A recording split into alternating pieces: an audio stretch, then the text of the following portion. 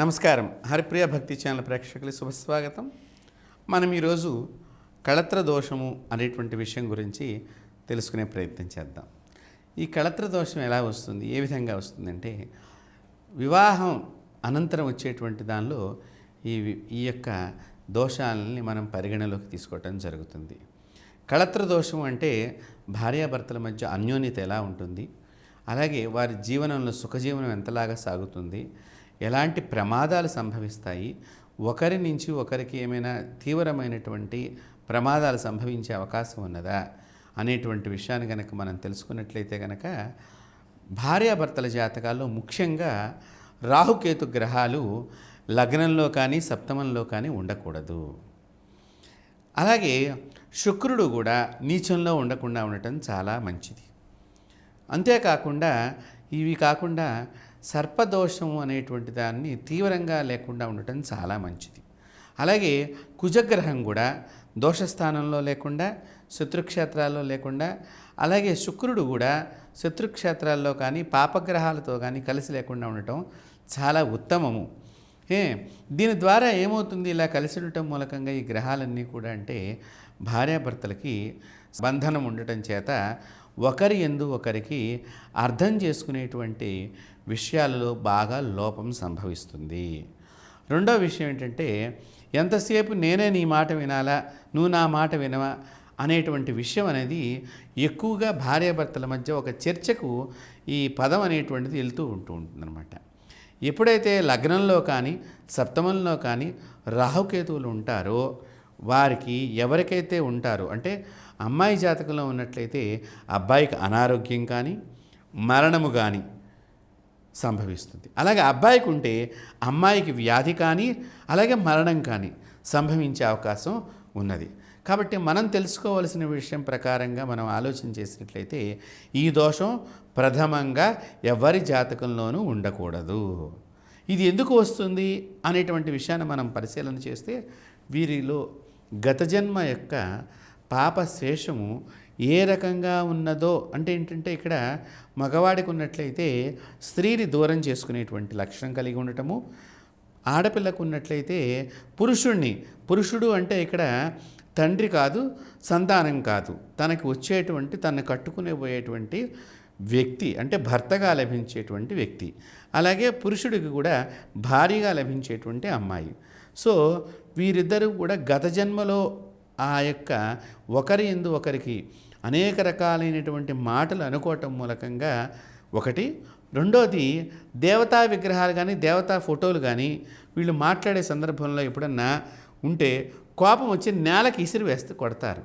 అలా కొట్టినప్పుడు ఈ రకమైనటువంటి దోషం సంభవిస్తుంది. తద్వారా మరణానికి సంకేతం అవుతుంది. కాబట్టి అంటే ఏంటి, ఇట్లా నేలకి విసిరేసాము అంటే నాకు ఇది అవసరం లేదు అనేటువంటిది.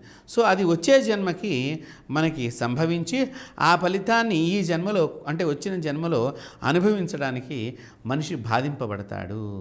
అందుకని చిన్న వయసులో భర్త కోల్పోయినా, భార్యను కోల్పోయినా, లేకపోతే రెండో పెళ్ళి అవ్వటం కానివ్వండి, విడాకులు అయిపోవటం కానివ్వండి, తక్కువ వయసుల్లోనే ఇవన్నీ జరగటానికి కారణం ఏంటంటే ఈ కళత్ర దోషాల్లో ప్రథమంగా ఎక్కువగా కనిపిస్తూ ఉంటాయి. దీన్ని చాలా జాగ్రత్తగా పరిశీలన చేసుకుని వివాహం చేసుకోవాలి. మరి ఏమండి గురువుగారు, ఇలా ఉన్నవాళ్ళు ఎలాగా, దీన్ని ఎలా పోగొట్టుకోవాలి అన్నప్పుడు మనకి మంచి శాస్త్రం తెలిసినటువంటి జ్యోతిష్కుల దగ్గరికి వెళ్ళి మన జాతకంలో అసలు ఆ దోషం ఉందా లేదా, ఎందుకంటే అందరూ కూడా తెలుసుకోవాలని అడగటం ఒకటి, దోషం గురించి అడగటం ఒకటి. కాబట్టి ఎవరికైతే ఈ దోషం ఉంటుందో మగవారైతే కనుక అరటి చెట్టుతో వారికి వివాహం చేయించి ఆ దోషాన్ని నివృత్తి చేయటము, ఆడపిల్లలకైతే జిల్లేడు చెట్టుతో వివాహం చేయించి ఆ దోషాన్ని నివృత్తి చేయటం. ఈ వివాహ వ్యవస్థ కూడా అంటే ఈ చెట్లతో వివాహం చేయించేటప్పుడు కూడా ఒక నదీ తీరము అయి ఉంటే చాలా శ్రేష్టము. ఎందుకంటే ఈ చెట్టుని పూజించిన తర్వాత సంహరించినట్టుగా ఒక చిన్న కార్యక్రమం చేస్తారంటే తుంపేసినట్టుగా. అప్పుడు తనకి శాస్త్ర ప్రకారంగా ఈ చెట్టు మీద నుంచి తన భర్తకు జరిగేటువంటి గండాన్ని లేకపోతే భార్యకు జరిగేటువంటి గండాన్ని ఇక్కడ నివృత్తి చేసేసుకుని మళ్ళీ రెండోసారి వివాహం చేసుకుంటోంది కాబట్టి చేసుకున్నటువంటి సంబంధం కానీ చేసుకున్నటువంటి వాడు కానీ అమ్మాయి కానీ అబ్బాయి కానీ అది రెండో సంబంధం కింద లెక్కకు వస్తుంది కాబట్టి అతని మీద కానీ ఆమె మీద కానీ ఈ దోషము పారదు అనేటువంటి కొన్ని మనకి శాస్త్రాల్లో కనిపిస్తున్నటువంటి విషయాలు. కాబట్టి దానిని గనక పాటించినట్లయితే, అందుకనే పూర్వం పల్లెటూళ్ళల్లో ఇవి కొన్ని సంఘటనలు జరుగుతూ ఉంటాయి.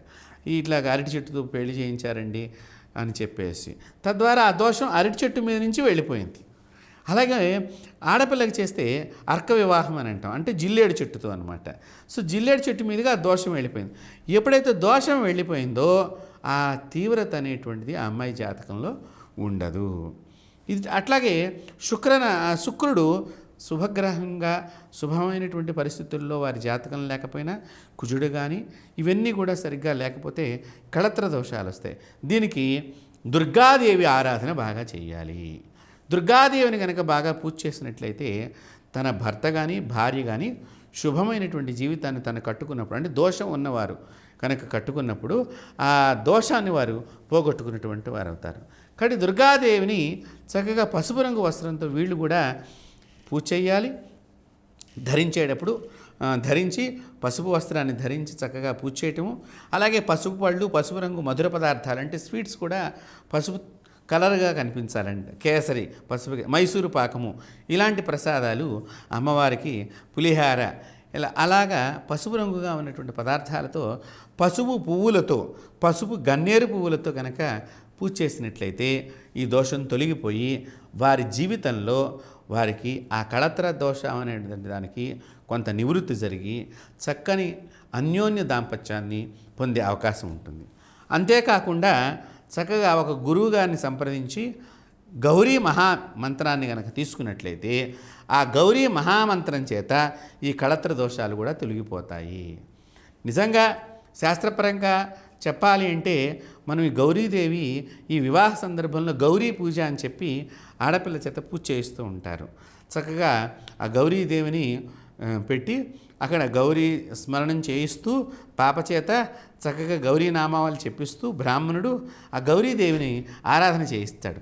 తద్వారా తన జాతకంలో ఉన్న దోషం అంతా కూడా తొలగిపోయి తన కట్టుకునేటువంటి భర్త చక్కని ఆరోగ్యాలతో తనతో అన్యోన్యంగా ఉండాలి అని చెప్పి ఆ పిల్ల చేత ఎప్పుడైతే మనం గౌరీ పూజ చేయిస్తామో ఆ కళత్ర దోషం కూడా తొలగిపోతుంది. కాబట్టి కళత్ర దోషం ఎలా తొలగిపోవాలనే విషయాన్ని మనం ఇప్పుడు చక్కగా తెలుసుకున్నాము. ఇది మీ జాతకాల్లో మీరు చక్కని జ్యోతిష్కుల దగ్గర పరిశీలన చేయించుకుని ఒకవేళ ఉంటే కనుక ఈ మార్గాల్ని పాటించి చక్కని నిండైన పండైన సుఖజీవనాన్ని పొందాలని చెప్పి కోరుకుంటూ స్వస్తి.